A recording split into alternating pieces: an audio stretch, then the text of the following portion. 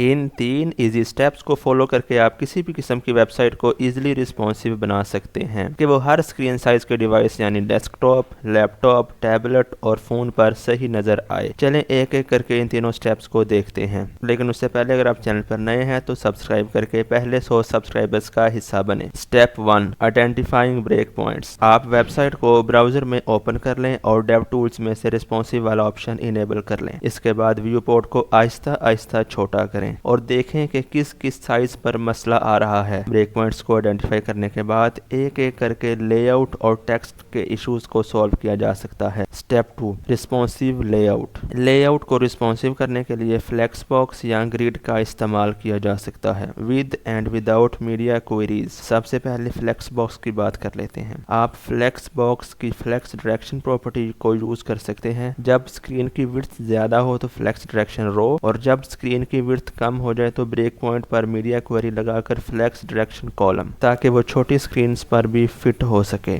लेकिन अगर आप फ्लेक्स रैप प्रॉपर्टी यूज करें तो मीडिया क्वेरीज की जरूरत ही नहीं पड़ी, चीजें ऑटोमेटिकली छोटी स्क्रीन पर रीअरेंज हो जाती हैं। अब बात कर लेते हैं ग्रिड की। ग्रिड को आप तब यूज करते हैं जब आपको रोज और कॉलम्स का बेहतर कंट्रोल चाहिए। ग्रिड में रिस्पॉन्सिव का पहला मेथड है कि ब्रेक पॉइंट्स पर मीडिया क्वेरीज लगाकर ग्रिड के कॉलम्स को चेंज करते जाएं। लेकिन अगर आप ऑटो फिट सिंटैक्स यूज करके फ्लेक्सिबल ग्रिड बना दें तो फिर मीडिया क्वेरीज की जरूरत नहीं पड़ती। जैसे जैसे स्क्रीन विड्थ कम होगी खुद ही कॉलम एडजस्ट होते जाते हैं और स्क्रीन पर फिट होते जाते हैं। इसके अलावा लेआउट रिस्पॉन्सिवनेस के प्रॉब्लम्स CSS की पोजीशन प्रॉपर्टी से भी आ सकते हैं, इसलिए उसे केयरफुली यूज करें। किसी और वीडियो में CSS की पोजीशन प्रॉपर्टी पर डिटेल में बात करेंगे। Step 3, responsive text. टेक्स्ट को रिस्पॉन्सिव करने के लिए स्ट्रेट फॉरवर्ड अप्रोच तो यही है कि हर ब्रेक पॉइंट पर मीडिया क्वेरीज लगा कर टेक्स्ट साइज एडजस्ट किया जाए। लेकिन ये काम सिर्फ एक प्रॉपर्टी से भी किया जा सकता है without using any media queries, CSS clamp property use करके। क्लैंप एक CSS फंक्शन है जो 3 वैल्यूज लेता है, मिनिमम साइज, फ्लेक्सिबल साइज और मैक्सिमम साइज। मिडल वाली वैल्यू यानी फ्लेक्सिबल साइज